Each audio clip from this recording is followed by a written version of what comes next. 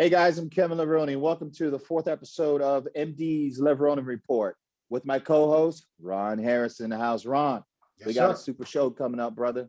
Yeah, this guy. Come on now. That's right, Ron. We got four-time Miss Olympia Jay Cutler. Let's welcome Jay to the MD Levrone Report. Jay, welcome, my brother. Yes. Yeah, I'd appreciate Ron. That shirt's from 2008, brother. Yeah, You know that. I know it's old. You still got you're a true bodybuilder when you keep that clothing. You probably have T. Michael sweatshirts in your closet too. I wish she threw out. I wish I had all those striped tights, all that shit. My wife threw that out so long ago, and I'm bummed. I'd love it. I'd love it if I had all those still. Yeah. Yeah, that's classic, man. Classic. Jay, man, I want to thank you for your time for coming on here because I know you've been so busy and everything with life after bodybuilding, and we will get into that. But let's start with Jay Cutler, how you came on the scene. For me, I want to rewind that because I just remember seeing you backstage and coming on at the Mr. Olympia. But tell us about what inspired you for our listeners out there, and also for myself. Like, what was the show that kicked it off for you when you were an amateur and bringing you into the pro scene? Man, I started training in 91, the year you turned professional, and I was picking up books, featuring you guys all in there. And that really was kind of the start of everything. I mean, I joined the gym at 18 when I was in college, and I knew Ron somewhat because there was a guy that used to reach out to me named Lou Zawick that used to encourage me to get up on stage and compete and told me I'd have a great career if I actually chose to do that. And pretty much, I got the chance to meet Chris Aceto about 6 months into training, and he came down at the time and looked at me in Massachusetts, and he put me on kind of a program. And that's next thing you know, 6 months later, I made progress. I headed to the team nationals, became a team national winner against Branch Warren, and that was it for me. I mean, it was the persuasion of the people around me and the continuous progress that I saw in the gym that actually motivated me. I mean, people always ask, my little dog just popped his head up here, always ask what's the motivation. But when you see progress, that's really what gave me the motivation. But I was a little nervous to get on stage, I'll be honest. I mean, I didn't know I could make it up on the stages with the greats. That wasn't necessarily the plan from the beginning. It was never in my sight nor in my vision, to be honest, from the beginning. But as I started to climb and win everything I did, being from Massachusetts and having some of the greats from Massachusetts, it gave me a lot of encouragement. People like yourself motivated me. And next thing you knew, I was receiving a pro card, and I was in the pros competing against the likes of you and Ronnie Coleman and Sean Ray and all those guys. Mm-hmm. Amazing. Tell us a little bit about your frame and your build back then when you were a teen. You came, were you a stocky kid? Were you naturally lean? Were you a hyper responder? How did you train early, Jay? Were you more into powerlifting? Did you do high reps? Did you do, a lot of squats because of your massive legs? When did that transition take in with your training? Yeah, I'll kind of go back. So my family does concrete. I started working in the concrete back in Massachusetts, Cutler Brothers Concrete. I have three older brothers, and they started a business when I was 11, and I started doing concrete work. So all through high school, I was a football player. I did track. I excelled in that. I had a pretty stocky build, I think, from doing the concrete. And don't think I dabbled with the weights a little bit. I mean, I was doing football. We were doing competitions like powerlifting, squat, deadlift, bench press, that kind of stuff. And I was always one of the stronger kids, but I didn't actually pick up any kind of a routine until I graduated high school at 18. And that's how I kind of started. So I had a base. I was about 200 pounds when I graduated high school. I had a vision from the age of 12, picking up a magazine, seeing Chris Dickerson at 12 years old and saying that's how I wanted to look. Bought my first book, Bob Harris's Beyond Built book from GNC back in when I was probably 16. And I knew about bodybuilding, but and at the time, a lot of our viewers, some old, some new, I mean, I followed the routines in the books that you guys put out. You had to make those figures come alive. We didn't have videos or have the visual that today now these people can watch and learn the routines that way. And Ron, you were involved with a show called American Muscle, which gave me a kind of a vision in the life of bodybuilding and what it was. And shoot, my dream was to move to California and be one of those guys. And that's eventually what ended up happening. And I know, Ron, you were living out there, and you were kind of supporting that show. And you remember the Loser calls where he would call, and had big legs. I was a big squatter at 19. I think I squatted almost 700. And that's what I was kind of known. That was what I was known for. I developed the legs really quickly, and I had to take time to grow the upper body. I traveled out and I trained at some of the best gyms around Massachusetts, where Paul DeMeo trained at the time. And, you know, I was friends with Matt McLaughlin, who was a teenage national winner the year before I won. And I was able to see those guys, the progression, and see how the publicity was. And that was my dream and my vision. Let me interrupt, because I'm curious. I've told this to people, and I don't know if it's accurate. Your first year of training, Jay, did you go from 180 to 240 pounds in 1 year? I went from about 200 to 240, and that happened within 2 or 3 months. Wow. And the physique wasn't polished. I mean, I was a big kid. I had the wide shoulder structure. I had the big legs. I just needed to fill in the gaps. I think that happens with a lot of us.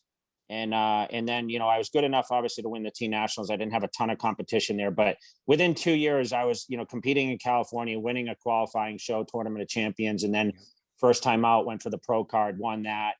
And next thing you know, my first pro show, I competed against Kevin and Ronnie for the Night of Champions, finished 11th there back in 1998. Wow. Okay, Jay, your first pro, what show did you win to turn pro? Nationals. The Nationals. Okay. And then your first pro win was? 2000 Night of Champions. You were on stage.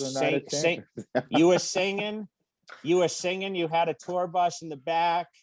You came on the bus. I remember. I did come on the bus, man. It was it was crazy, Kevin, because, you know, for the people that don't know, remember, this was all featured in magazines back then, but it was pretty amazing. I just remember you back there in a tank top and leather pants, and I was posing on stage, and you were basically singing, you know, as we were kind of posing down, and you had the band there, and, you know, you had transitioned into, you know, everything that we all dreamed about doing. And it seemed like you had many talents, man. That's one thing with you is, you know, I always admired your posing routines. I studied those. I used some in my routines where, you know, the transitions were just crazy. And, you know, you were a big inspiration to what I set out to do. And when I did win the Mr. Olympia, you know, I did say I credit all those guys that were right there knocking at the door, because, you know, in my eyes, man, you probably should have had 1 or 2 or 3 or 4, you know? Thank you, Jay. I really appreciate that, man. You've always been so humble. Now, coming onto the scene at the Mr. Olympia, I remember seeing you backstage, and you were, you know, like we had mentioned earlier, you were just sucking it all in and soaking it all in. It was almost like you just couldn't believe that you had arrived at that moment, you know, and you were kind of like doubting yourself a little bit, like, wow, am I really here? Wow, can I really do it? And I remember the moment that I had when you had just went through the compulsory poses at the Mr. Olympia, like you said, it was 2002. And I said, Jay, I really believe that you can do this, man. You can take them out, go out there and do it. I mean, what was going through your mind at that moment as you know, going back out there on the biggest stage in the world? And now it's like you're front running for this position, man. What was going through your mind at that moment back in 2002, Jay? Well, listen, you know, I had mentioned your idols become your rivals. So it was kind of one of those things where I looked up to everyone that I was kind of ahead of at that. It was 2001, actually, when where I could have, should have almost won it, right? I was ahead by 6 at prejudging. And, you know, I finished second to last at my first in 99, the first year we were all in Las Vegas. And then 2000, I finished 8th, so I moved up halfway. So a guy to move from 8th to 2nd, almost winning, my expectations were only to hope to be in the call out with you guys and be able to go for pose. Although I'll be honest, in 99, I thought I was going to stand next to Ronnie Coleman. That's how confident I was. And Kevin, you recall this. I'm going to remind you, we were doing a photo shoot for Chris Lund out in Costa Mesa. And you came to my room. We were staying at the Residence Inn, and you were asking me, man, what are you doing? Like, you're so big. And you were like shocked at how much size I had put on. Yeah. And I still finished almost second to last at that show. But, you know, I was just very thankful to be able to have the comparison rounds with all you guys, and Mm-hmm. whatever ended up. That's why when I finished second and I thought I could have won, and you told me backstage between prejudging, we got to the night show, and you said, man, chase this guy, go after him, because you knew it was close. Yeah. And I just, I went out there and I wasn't super aggressive, because I don't think I was ever arrogant on stage until I was No, actually never. the champion. And sometimes you have to be confident, but not, people take that as arrogance sometimes, but like when you just got it, you have it, and that's sometimes it's just, that's what makes a champion and someone that people cheer on is the confidence, right? And it shows on stage. So I had to learn that. And obviously watching, you guys pave the way for me. That was a very, it took time to do that, but I was appreciative for the comparisons at that point in 2001. Let's be honest, Yeah. Now, we move up, and then all of a sudden, right? And you, and we had Ronnie Coleman on prior to you, and also Duran Yates. But you were the guy that dethroned Ronnie Coleman. I mean, what was going through your mind when that actually happened? Like, nobody ever even thought that. And he said, finally. Yeah, it's like, oh, really? Wow. Yeah. But to see Ronnie, and you would just think that this guy nobody can never beat him. But Jay came up and Jay made that happen. Jay, I mean, tell us about that night, man. Preparation. What did you do preparing for that contest? Was it just that mindset, like you said, you got that confidence that you needed? You were just coming to take them out? Yeah, I felt like I was pretty close in 05. I won in 06, but you remember I was second in 01. I skipped 02. You were second that year, and then 03, 4, and 5 I was second also, and I had battled him. I had heard from all the naysayers like, hey, he's unbeatable. But let's be realistic. I mean, Ronnie was progressing with age, right? He wasn't necessarily getting better.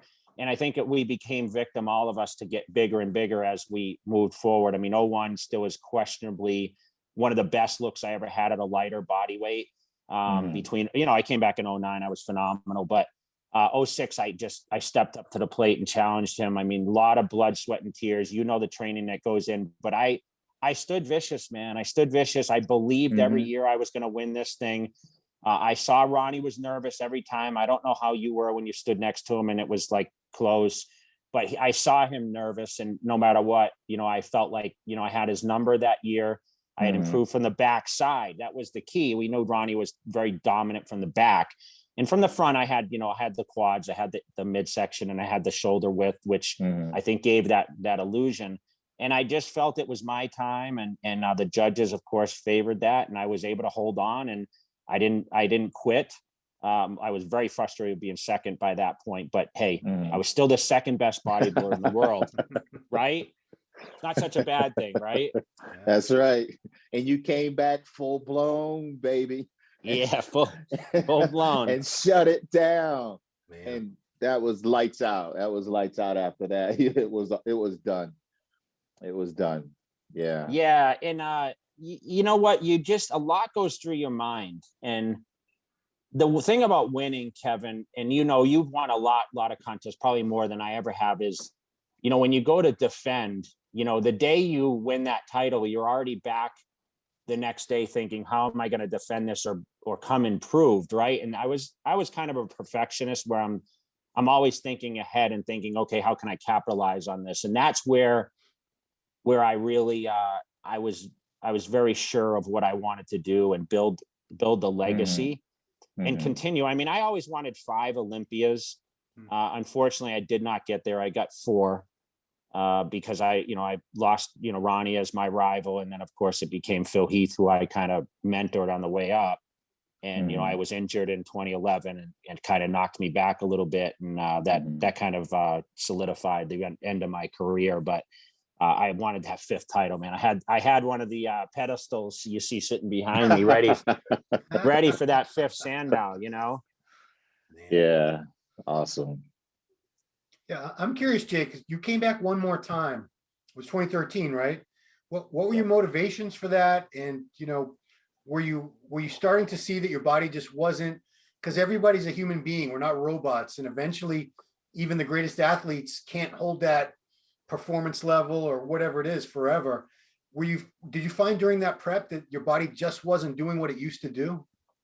You know what the funny thing is, guys, is when I started that preparation, the mirrors kind of play tricks on you, okay? Because I truly believed I was back to form, and I felt like a lot of the prep, although I felt like I had sat out in 2012 after the injury in 11, I had the surgery in February or 12.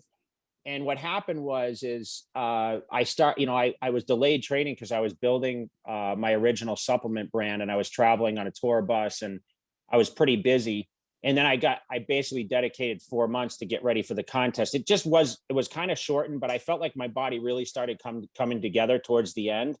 And I felt like I could still challenge these guys. Unfortunately, once I drained the water, I just didn't have the density that I had, but I wanted to come back healthy. I wanted to come back for the fans. I got a huge ovation that year. I think it brought up a lot of excitement. Phil Heath was going now for his, he was going doing his third victory, I think. And I think that's the year he got one call out. I think that's the one and only year they literally called him out for prejudging once and never called him back. So he was very dominant that year. And, it just, I finished sixth, which was the worst I had placed in 12 years.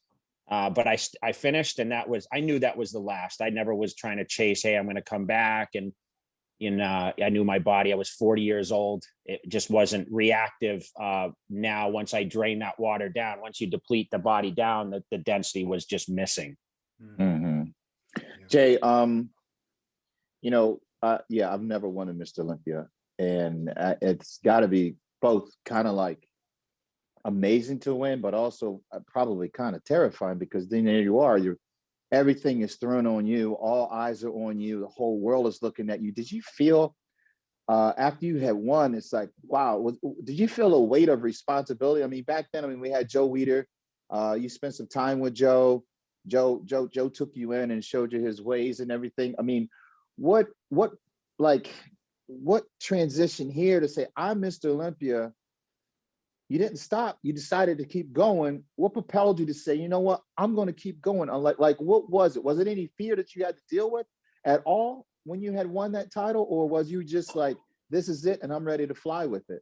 I had a big fear of losing, Kevin. Like, that was one thing as a bodybuilder, like, especially when I had such a track record and I had finished second so many years, like my biggest fear was someone to come up in front of me and take the fame and take the notoriety.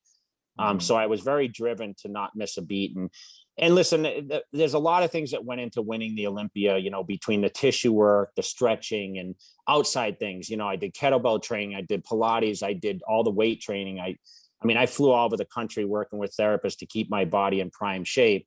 But more importantly is I had the mindset that, I had the fear of losing, and I had the drive of being the best of all time in all sense of business, successes on the stage. I won two and I lost one. If you remember, I lost to Dexter Jackson, and I was able to come back and win it and be the first one in history to do that. And that's just a mindset, man. You just have to have that drive. And I don't think you can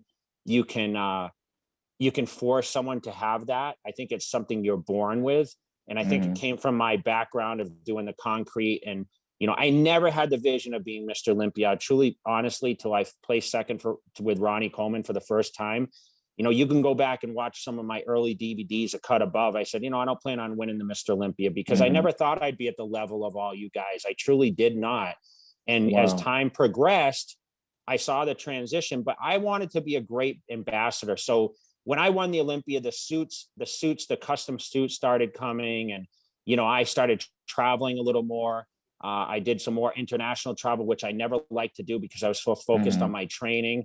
I was very regimented with the training. I trained all year round. I didn't take time down.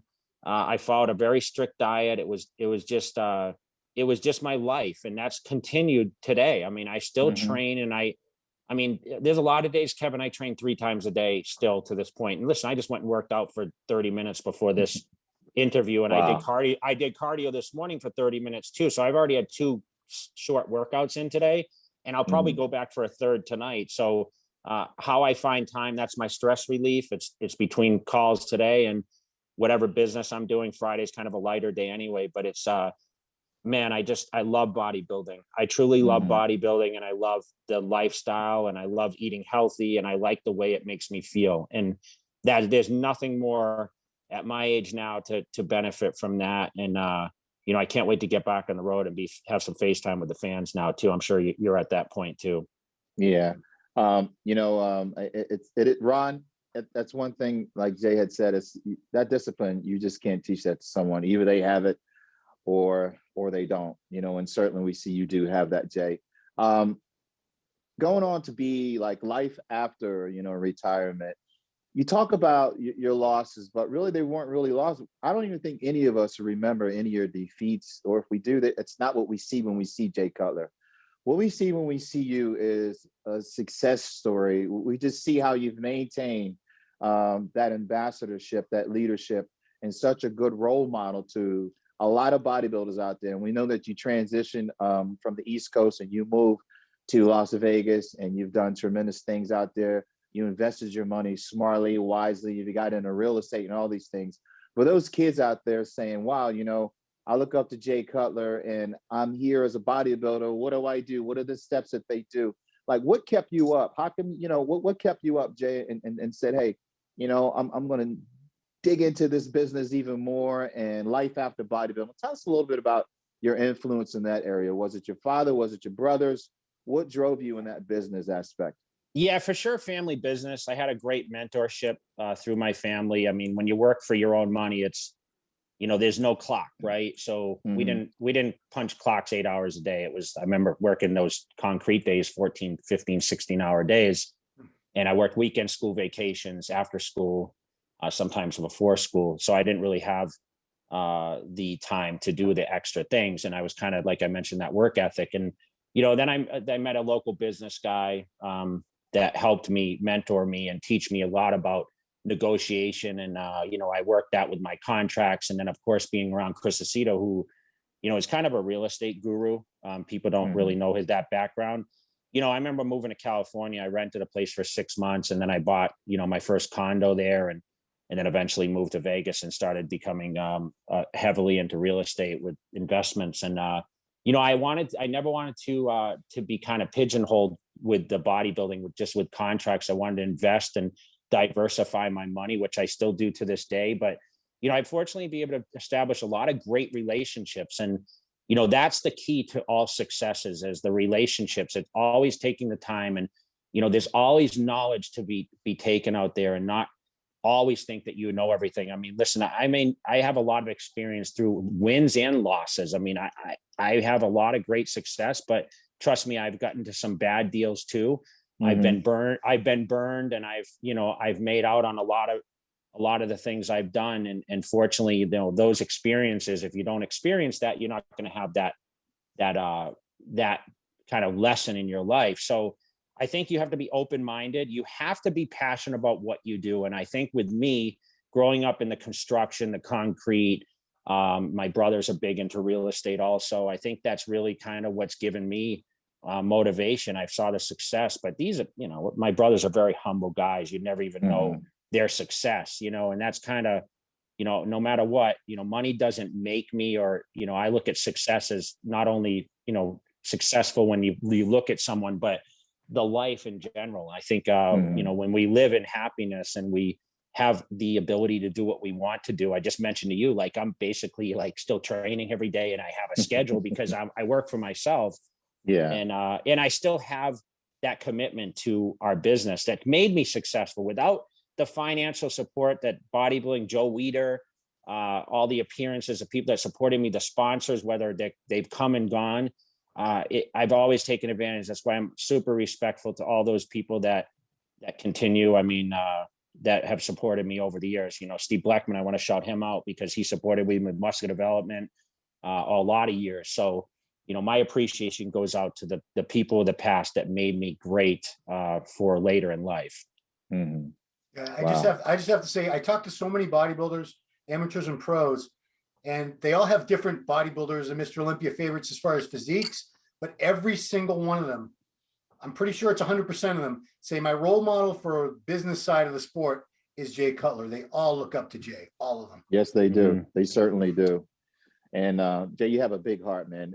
Everybody loves you. Congratulations for touching the world in such a tremendous way. I want to talk about you also, this business side has, you know, you've evolved. You took that vision, you broke off and with your Cutler supplement company, you know, Cutler supplement company, and you're like, boom, man. So let's talk about that a little bit. And you're actually moving, you're overseas and you're doing stuff. And I know you're going to be on the road soon, traveling and everything. Tell us about your company, Jay, and what's new coming up for 2021, and what can your fans look for from the supplement nutritional line of what you're putting out? Yeah, I think, you know, it goes way back. I mean, I was involved with many great brands, you know, between Joe Weider, Muscle Tech, and you know, of course, I had a partnership with BPI some time ago, and I was able to branch away and relaunch, you know, my sports nutrition line, Cutler Nutrition, which, you know, I focus on a lot of the sports side, but I'm getting more into health products. I have a lot of new products underway, and you know, these companies, you know, I think a lot of us, you know, we know about supplements, and it's really advanced over the years. And I've learned a lot being a bodybuilder and then becoming more of a guy that's behind the scenes. I mean, I'm constantly looking for the new ingredients, and I'm always sampling products and listening to what my consumer is looking for now. And every, you know, 5 years, everything advances, right? So these trips around the world that we're able to do through guest appearances, and a lot of them have been relative to the supplement markets. And as we know, with different cultures, like there are different supplements and there's different restrictions, but you know, we're always looking for an edge to be better. But more importantly, as we progress, we want to be healthy at the same time. And you know, with my line, I'm focused more on products that are more for well-being, continuous improvement, without the side effects that, you know, sometimes, like, you know, you can take products and you end up, you know, in 6 months saying, hey, I'm having some issues. You know, that's not what I'm chasing. I'm not really necessarily chasing the dollar as much as I'm chasing the brand building of, hey, I'm here to listen to what my consumer wants, or my fans, or the people that follow me. And I've been able to do that with the new brand. I've launched direct to consumer. I do mostly online, which is through my website. I do through Amazon. I control that area, and I am branching overseas and doing some distribution there. But I'm doing a little more unique. You know, I'm setting up basically direct to consumer there. It's launching in Canada soon. I'm ready to launch the new website. Next is UK, and you know, I'm going to continue to do that and kind of set the standard for the new generation, because I feel that's the way that the consumer wants to learn more. So I'm constantly doing content through like my YouTube channel, a lot of funny commercials that get straight to the point. Ron, you're laughing. You see the commercials. They ran it like 100 times before the Olympia Friday and Saturday night. It was awesome. Yeah. So, you know, I'm constantly working on, I'm a content guy now. So I'm kind of behind the scenes, and I'm getting a lot of activity through a lot of the athletes that are using the products. And I listen to the feedback, man. You just got to listen to what your people want. And I don't have a vision. I'm not going to sit there and say, oh, I'm going to be the biggest or the best or whatever else, but I'm enjoying the process. And I'm just thankful that I continue to give something back to our business, and give people that vision and that drive. I mean, I promote the shows. I do, you know, I have a Cutler Club that's, you know, membership club where I get on, I do live feeds every 2 weeks. And you know, I have training programs, and I try to encourage everyone. And most of the people, believe it or not, are weight challenges where people are just, you know, they just fall into bad eating habits. They don't know how to work out. And I've got up everyone into the volume training. That's the one thing I can tell you that I've been very successful at, is teaching people, hey, this is the way you should train for long-term effect on the body, not the short term. We all want to get big, and we all want to press big, heavy weights. You know, everyone wants to be Ronnie Coleman, right? They want to squat 800 and bench press 600, but you know, it takes a toll on your body and time, and you need that time to really recuperate. That's where you're going to grow outside the gym. So that's, the knowledge needs to be there. And unfortunately, the internet is feeding a lot of misinformation out there these days. Yeah, it sure is. It sure is. Talking about that and being an influence and misinformation and everything, we have some fans that want to ask a few questions. Ron, do you have those questions that came in from the fans? Sure. Let's go with a couple of them. So this is Eric Salzi says, I would be interested why Big J never trained chest, shoulders, tries together? Yeah, man, because I do 20 sets per body part.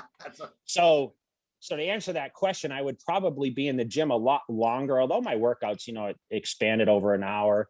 I wasn't afraid. I mean, I have very short rest periods. I only rest 45 to 60 seconds. I did not care about the weights ever. And I believe that with the scheduling and the body parts I trained, because of the volume, I could not handle that many body parts in either 1 or 2 sessions. It just seems like a lot. And, my best routine was 2 days on, 1 day off. And I would train twice a day. I would do 2 body parts a day, and then I would have a day off. So basically I was training 4 times over 2 days, and my body was toast after that. So I needed a day off after 2 days of training. Farazmian.s. Who are Jay's top 5 bodybuilders of all time? Wow, it's a great question. For sure, Ronnie Coleman. I would put Lee Haney up there. I put Arnold in there. I put Kevin in there. Yeah. Who else? I mean, it's hard to say with. Phil Heath would be there probably. I mean, Dorian Yates. Sean Ray. Listen, I'm going to put Sean Ray in there too. He was very consistent. I know people have their opinions about Sean, but Sean paved the way for me too, with along with Kevin and these guys. Cool. Let's get one last question from a viewer of Kevin. This is from Kevin's Instagram. Michael Doherty Fitness. If you could change anything in the past while being on top of bodybuilding, would you? If I could change anything. I wish I could answer that question. What would I change? I would change the publicity. I would try to put us on a bigger platform, and I don't have the answers to that, but I love the pay-per-view TV when we used to do the pay-per-view. And, I know it's come back somewhat, but I felt that it disappeared for a while. I felt that what I felt is bodybuilding was, it was on a level, and then it took a back step. It seemed when AMI took over and it became more of a business and less feature of, the behind the scenes with the athletes. When Joe disappeared, I felt like we lost that love of bodybuilding, and and that kind of spilled over to the way the shows were run and how they were broadcasted. And I just feel like, I know 99, 2000, all those years. And then once we were leading up to, 2003 or whatever, it seemed like the shows were way more exciting then. Maybe it's just because the internet took over, but I used to look forward every month. You guys know this. Every month we sat there and I read front to back in the magazines to learn and read. And no one reads anymore, man.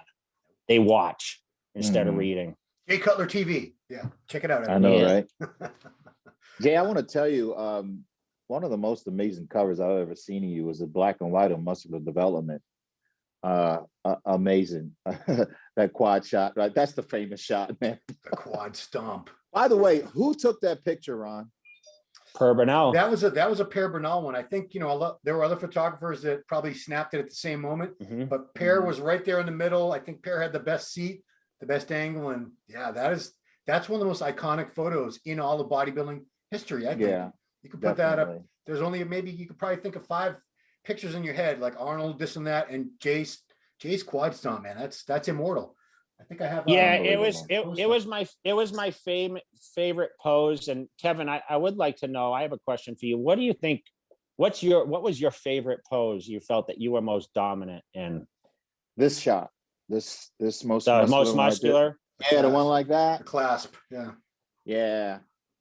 I feel you kind of set the standard for that. What is impressive about you two is your transitional from the side and the intercostals. I thought that no one really had. Oh yeah, thanks, Jay. He also did that side chest with his arms out. It was pretty crazy. That transition, yeah. I think as far as the bodybuilders and stuff, being on stage, you know how it is, Jay. When you first turn pro, like we don't really know our way. We still learning and reaching for things and trying to find our own signature to our posing and our own poses. And like Jay's quad stomp and my side chest thing, it just comes along when you're sitting there going through your compulsories. You're thinking, how can I transition from this pose to that pose? And then some things has to happen. And in the middle. So yeah. Jay, I'm not sure you're aware of this because you talked about how great Kevin's routines were, and they were. You guys can still look up his routines on YouTube, but Kevin never made up. Correct me if I'm wrong, Kevin. You made those up on the spot, all of them, didn't you? Yeah. Is that nuts? Yeah, I did. Yeah. Yeah, one of the best routines, Kevin, was the 2000. I was watching from home pay-per-view TV, and Kevin came out there, and I mean that year was questionable. Maybe you could have won that show. I thought I had Ronnie that year. I remember that. And I got to watch it from home, and when you came out and electrified the Vegas crowd, man, and I wasn't present in the house. I was just here watching on TV, but man, it was like you for putting those. I know you spent a lot of time practicing, and I think, I tell everyone the mirror is your best friend when you're a bodybuilder, right? Because you see where when your transitions and you see what strong poses. And I would study you guys, I would study, okay, when we hit a back double, how am I going to look better than him? And then that was kind of nice about being a pro and knowing that you were at the elite level, because you could kind of plan who your competitors were. And unfortunately, in the amateurs, it's really hard for these people to do that because you never know who your competition is. But I mean, if you go back to the days of the nationals and when we were competing, there were usually the guys that you knew are going to be runners up. I don't know anybody anymore that's even competing in the nationals. It's crazy. Like, when a new guy wins, I mean, it's a guy usually coming out with zero publicity. And it's not the same guys year after year that seem to be coming back and challenging each other. Like it seemed like it was always a battle back in those days. Yeah. Jay, I have a question for you before we sign off, and then Ron, I'll hand it over to you. But Jay, I have to ask you this question. What inspires you to keep going at the pace you continuously keep going every single day? Because every time we see you, you are always up. What keeps you up and what inspires you, man? You know what? It's self-drive, but I really enjoy what I've built and the legacy. And to be honest, I get messages every day from fans all around the world, whether it's through social media or emails or, through the YouTube channels. And I just can't believe that people still follow me. Like I thought when I retired, I would, I always said I would never do a T-bar row or deadlift again. And I'm doing that every week right now. I'm like Ron, Ron, I see Ron's still in the gym training with tights on and everything, but I never thought I would be in this position. So I'm very thankful. And, I want the best for my family. And, I have a lot of support from my fiance who's sitting here actually in the background you've met before. And, every day is a challenge. And I love challenges. Like there's no harder thing I'll ever do than win the Mr. Olympia and, living that lifestyle. So everything's easy to me after that, Kevin. Everything is like, whether it's business or, trying to work through life in general and, you go through obstacles, but what else you got? I mean, that's what drives us. So I love challenging myself on a daily basis. And I wake up every day thankful. And I have a lot of belief in there's a lot of vision of what success is, right? So I'm just thankful for the opportunity, and I'm going to keep pushing and give everyone motivation. That's really what the key is. Well, you're certainly doing it, man. We love you, man, and I can't express enough how thankful I am and honored I am just to witness you be Mr. Olympia for the first time, but also where you've taken the sport and such a great ambassador, man. Thank you for motivating me. Thank you for motivating so many millions of people out there. And you're well-deserved, man. Pat yourself on the back. And to the fiance, peace and one love, man. Yeah, you guys are a strong unit. Strong unit. She's in the commercial. Yeah, you love that, Jay's right? running around sprinkling protein powder on. I just want to add that it's been my privilege, Jay, to see you from seeing Polaroid pictures that somebody sent from Worcester, a Gold's Gym or something. I sent them. You sent them. Seeing you go from that to a teen competitor to turning pro to winning Olympias, and today I think you're every bit as relevant now as you were when you were Mr. Olympia, which is very, very rare in this sport. The fans are fickle and they forget about people, but everybody, even the young kids, who typically, if you turn pro after like 2017, they don't want to know who you are. They still look up to you. They still get inspired. And, you didn't turn your back on the sport. You could have easily said, I'm just going to do real estate or whatever. but you stayed in our industry. You're a contest promoter. You do all kinds of online content to keep people going. So, Yes. thanks for everything you've done for the sport, because you are one of those few who really did give back just as much as you got from the sport. Hey, listen, we all have supported each other over time, and you guys are all part of that transition for me. And I want to thank you guys for the opportunity. And, we're going to keep pushing. We're going to keep spreading the word and, giving those people out there the content to stay motivated and be their absolute best. Well, Jay, we can't thank you enough, man. And again, thank you so much for coming on to MD Levrone Report. And that's it, guys. The end of, check that out, full blown right there, baby. Damn. And we'll end on that note with Jay Cutler, 4-time Miss Olympia, and my co-host Ron Harris in the house, guys. Thank you for listening to MD's Levrone Report. Peace, one love. We're out.